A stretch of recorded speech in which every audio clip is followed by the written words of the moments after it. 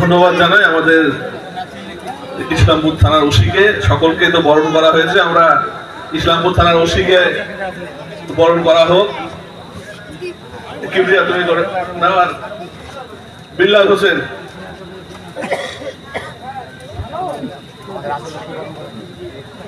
বড়বাবুকে বরণ করে নেওয়া হচ্ছে। আমাদের বিল্লাল সাহেব এখানে বরণ করছেন। তার কারণ সকলকে বরণ করা হয়েছে। এখানে যারা আছে বড়বাবুকে হয়নি, সেটা বাকি ছিল। আমার মনে হলো এটা করা দরকার।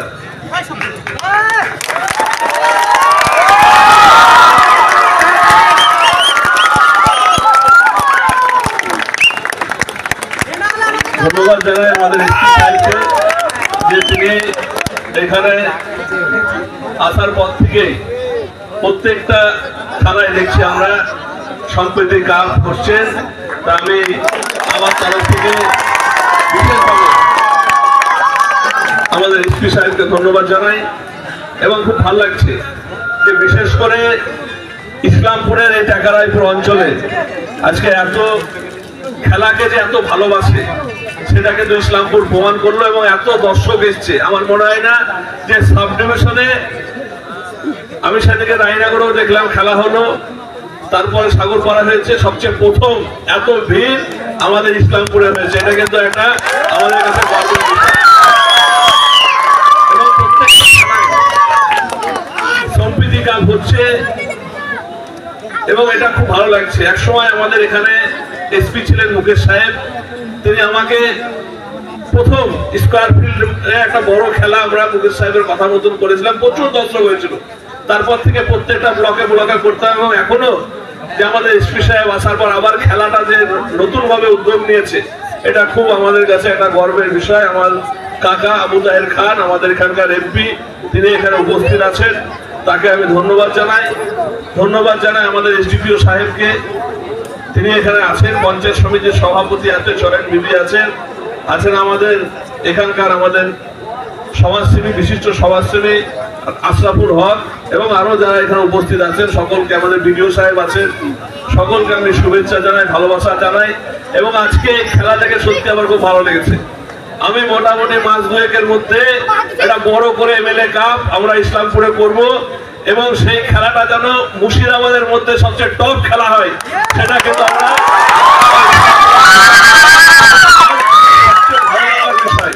যে মানুষ আস্তে আস্তে কিন্তু ইসলামপুরে, বিশেষ করে রায়নগর বিধানসভায় খেলাধুলার প্রতি ঝোঁক বাড়ছে। এটাই আমরা চাই।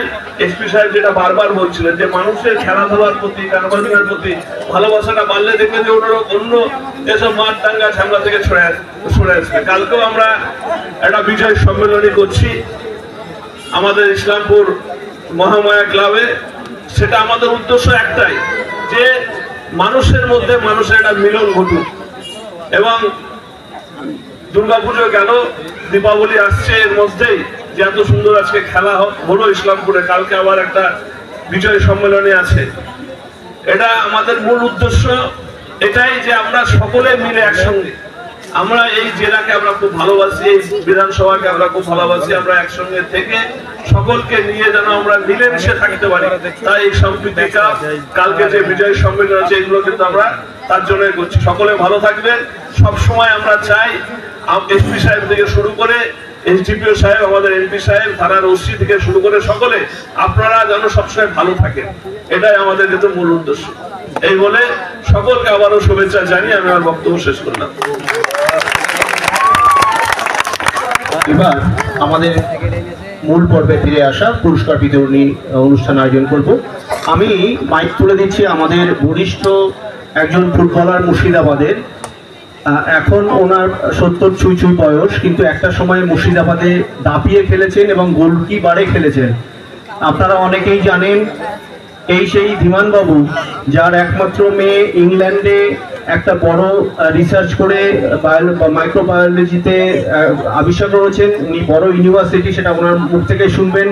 এবং ডক্টরেট পেয়েছেন ইংল্যান্ডের একটা বড় ইউনিভার্সিটি থেকে।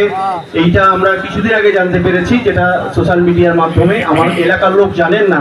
আজকে ধীমানদাকে বলবো তার সম্পর্কে ছোট্ট দুটো লাইন বলতে, তারপরে উনি শুরু করবেন পুরস্কার বিতরণী। আমাদের ইসলামপুরে যে এরকম একটা অ্যাসেট আছে সেটা আমরা অনেকেই জানতাম না। এই ধরনের একটা মানুষের কথা 2 লাইনের মধ্যে আপনারা শুনবেন। ধন্যবাদ।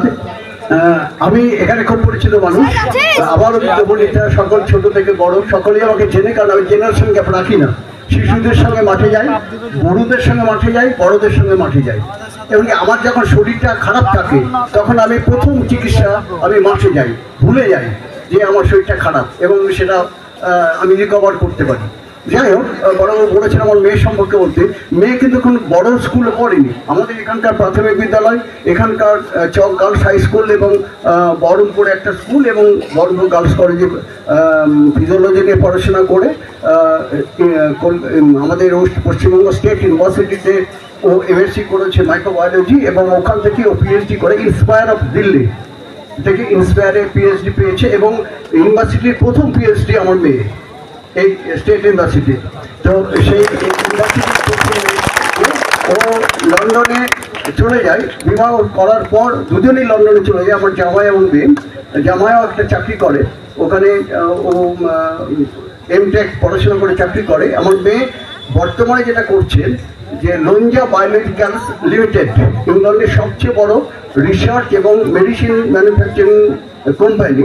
সেই কোম্পানি ডিপার্টমেন্ট অফ অনকোলজি অর্থাৎ ক্যান্সার, তার ফাইনালাইজ ওর মেডিসিনটা ও রিলিজ করে। ওর আন্ডারে 19 জন বিজ্ঞানী কাজ করে এবং হেড অফ দি ডিপার্টমেন্ট ও ফাইনালাইজ করে ওর মেডিসিনটা। সে কিন্তু আপনাদের মেয়ে, এখানকার মেয়ে, একদম মাটির মেয়ে।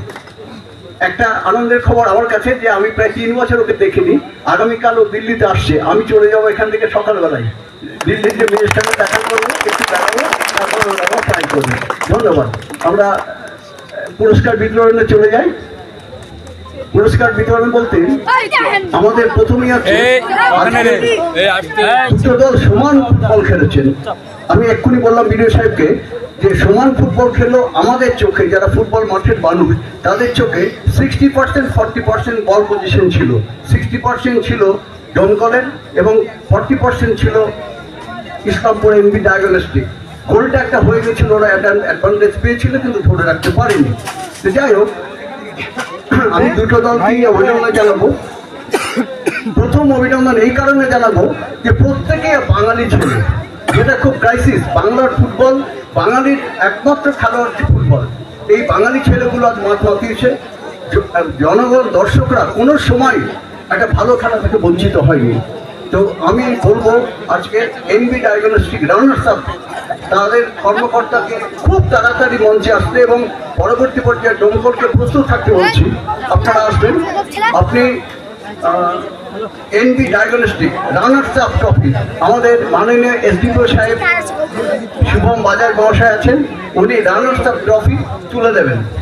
তো একটু সাহায্য করতে হবে ওকে রানার্স আপ ট্রফিটা হাতে ধরার জন্য। এবং এমবি ডায়াগনস্টিক্সের ঔরঙ্গজেব, তুমি চলে এসো। তো